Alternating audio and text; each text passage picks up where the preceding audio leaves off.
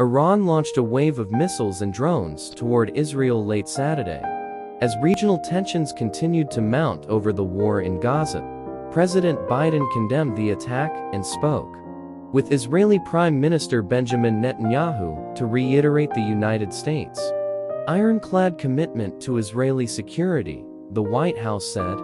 Other allies, including Germany, Canada, France, and Britain, reaffirmed their support for Israel in the wake of the attack, while expressing fears that Tehran's assault could further destabilize the Middle East.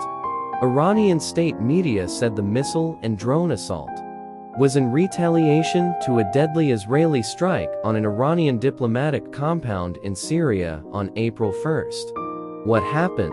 More than 300 drones, cruise missiles, and ballistic missiles were launched by Iran in the first full-scale military attack on Israel by Tehran.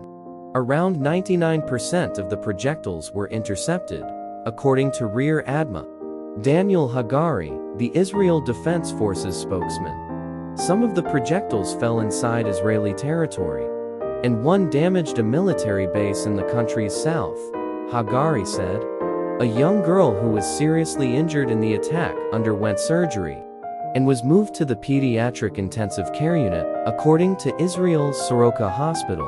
Hagari said a coalition of countries helped Israel with intercepting the projectiles.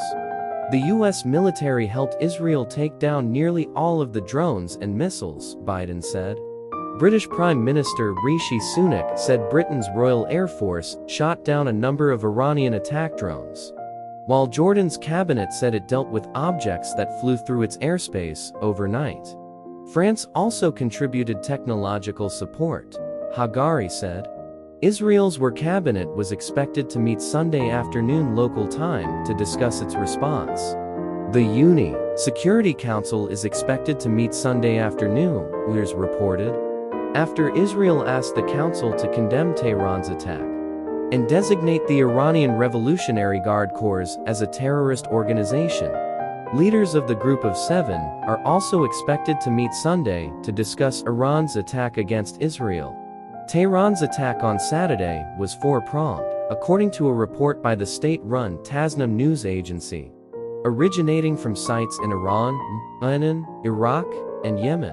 The commander of Iran's Islamic Revolutionary Guard Corps, General Hossein Salami, called Tehran's attack more successful than we had expected, and warned that any retaliation by Israel would draw a more forceful response.